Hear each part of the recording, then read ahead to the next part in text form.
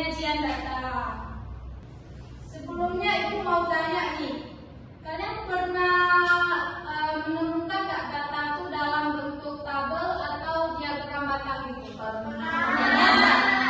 Menurut kalian untuk apa sih data itu disajikan dalam bentuk tabel sama diagram batang?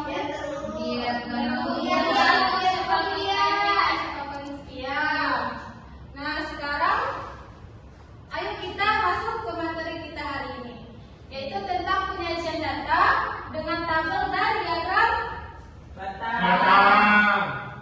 Di sini ada tujuan pembelajaran yang secara kognitifnya kalian itu mampu memahami konsep penyajian data dalam bentuk tabel dan diagram batang. Kemudian yang kedua, kalian mampu menentukan frekuensi dari data yang kalian peroleh. Yang ketiga itu kalian mampu menyajikan data dalam bentuk tabel dan diagram batang melalui kegiatan proyek kelompok. Kemudian efektifnya nanti kalian mampu menunjukkan sikap teliti, disiplin, dan tanggung jawab. Praktik pedagogisnya itu kita hari ini menggunakan model pembelajaran project based learning, yaitu di mana nanti kita akan membuat proyek kecil-kecilan. Kemudian menggunakan pendekatan pembelajaran deep learning, dan model pembelajaran itu diskusi kelompok dan presentasi singkat. Aspek penilaian nih, nggak pernah lupa, selalu Ibu ingatkan. Yang pertama ada beriman dan bertakwa, termasuk kalian menjawab salam nggak tadi pas Ibu ucapkan salam, berdoa nggak pas tadi berdoa. Kemudian ada berkebinekaan global, yaitu menghargai sesama kalian. Yang ketiga ada kolaborasi, kalian bekerja sama dalam kelompok, dan penalaran kritis. Nah, sekarang kita masuk ke materi dasar. Sebelumnya kalian pernah dengar nggak apa itu data? Pernah. Nah, apa gimana contoh data itu? Angka-angka. Ya, semuanya benar. Angka itu seperti kalian bilang tadi, misalnya nih kayak nilai raport kalian itu angka, itu data kan? Nah, sedangkan penyajian data itu cara kita menampilkan data agar mudah dibaca dan dipahami. Kemudian tujuan penyajian data ini yang pertama, data lebih mudah dipahami dan lebih rapi. Kemudian memudahkan kita melihat perbandingan data. Kemudian memudahkan kita menarik kesimpulan sederhana. Penyajian data ini ada beberapa bentuk. Nah, hari ini kita akan membahas tentang dua bentuk, yaitu dalam bentuk tabel dan diagram. Nah, ini contohnya untuk penyajian data dalam bentuk tabel. Ini kan sudah ada datanya nih. Kemudian data-data tersebut kita cermati.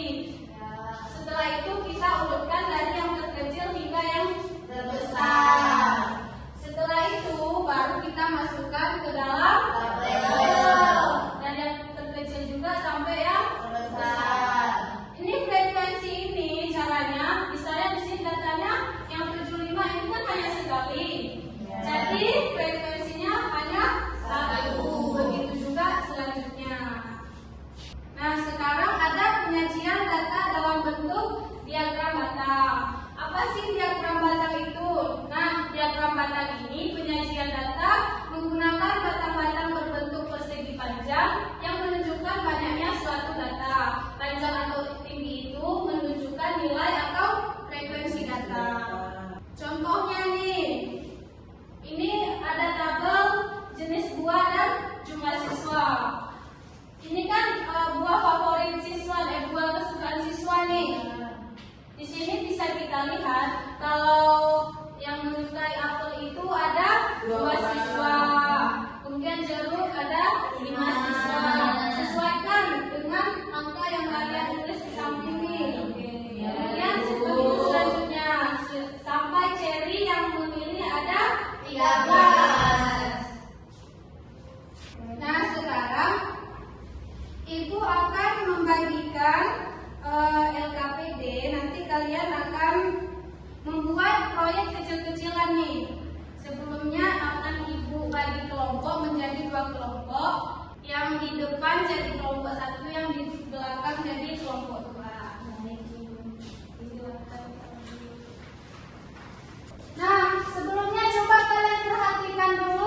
menunjuk pengerjaan LKPD. Yang pertama di situ kalian tanya ke anggota kelompok kalian, tanyakan jumlah saudara masing-masing anggota kelompok kalian. Misalnya nih, Sausan ada berapa atau Daus ada berapa.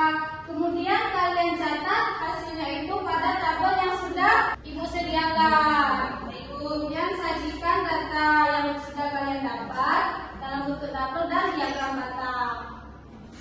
Baiklah, ada yang perlu kalian tanyakan tentang LKPD ini? Tidak. Tidak ada Ibu, udah mengerti. Sudah mengerti. Baik, kita buka sesi diskusi kelompok kita pada hari ini. Pengerjaannya hanya 10 menit. Iya Ibu. Ingat ya, diperlakukan hanya 10 menit ya. Iya Ibu.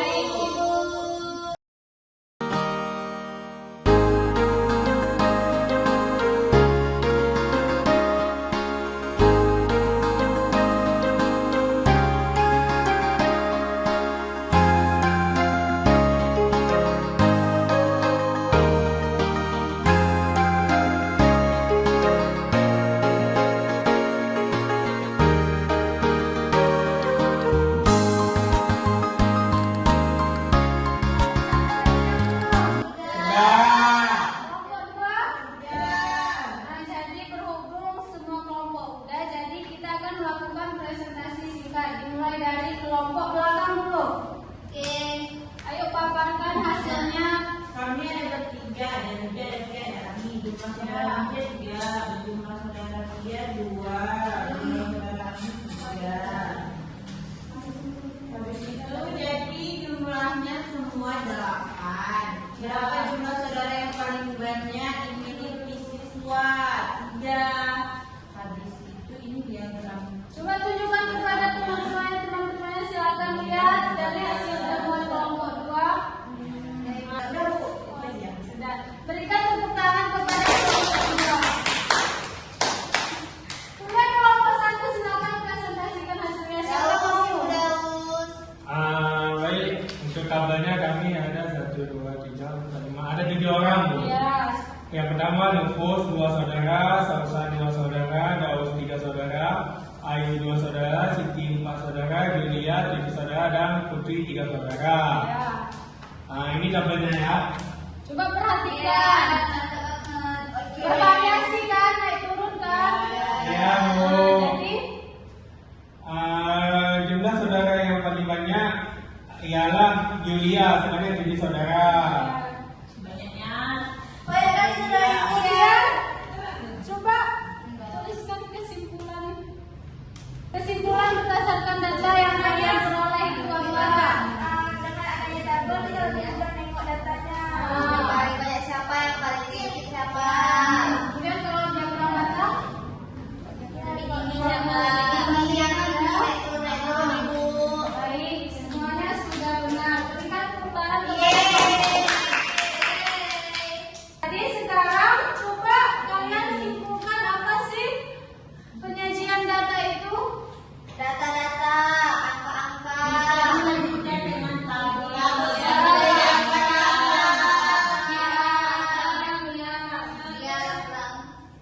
Nah, jadi sebelumnya bukan perlu kita ingat nih kalau penyajian ini sangat membantu kita dalam melihat informasi secara lebih jelas. Melalui tabel data itu jadi lebih rapi. Kemudian melalui diagram batang itu kita bisa membandingkan satu data dengan data Yang lain. Jadi dapat kita simpulkan kalau penyajian data ini data yang baik itu bukan hanya dikumpulkan saja, tetapi juga harus kita sajikan dengan secara tepat agar mudah untuk kita pahami dan orang lain pahami. Baik Ibu. Baik, Bu. Paham? Paham. Jadi untuk sesi diskusi kita tutup. Sekarang sebelum benar-benar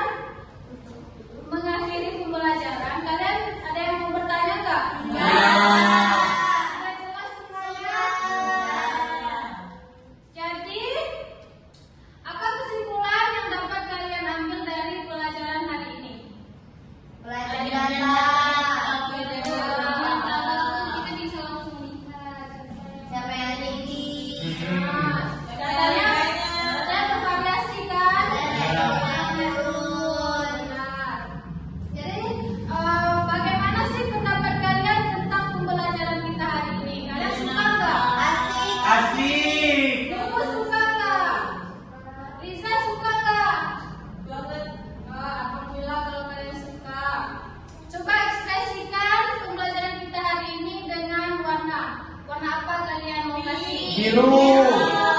Kenapa tuh biru? Mana lagi? Warna lagi cerah ya? Iya. Tapi senang. Ya. Ayo warna apa mau kasih? Hijau. Hijau apa hijau tuh? Jalan. Ada lampu hijau.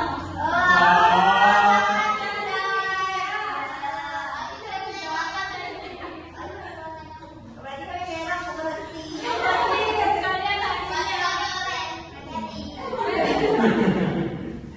boleh nggak apa-apa, yang penting Ada warna. jadi kemudian aku mau tanya nih, kalian apa sih yang kalian dapatkan di pembelajaran hari ini yang sebelumnya belum kalian ketahui? Bisa menyajikan data. Memang dia terang Sebelumnya kalian nggak tahu kan cara menghitungnya. Kemudian apa manfaat penyajian data ini dalam sehari-hari? Coba sebutkan apa menurut kalian. Bisa menghitung umur seseorang. Betul. Salah satunya itu kita bisa membandingkan jumlah barang yang terjual.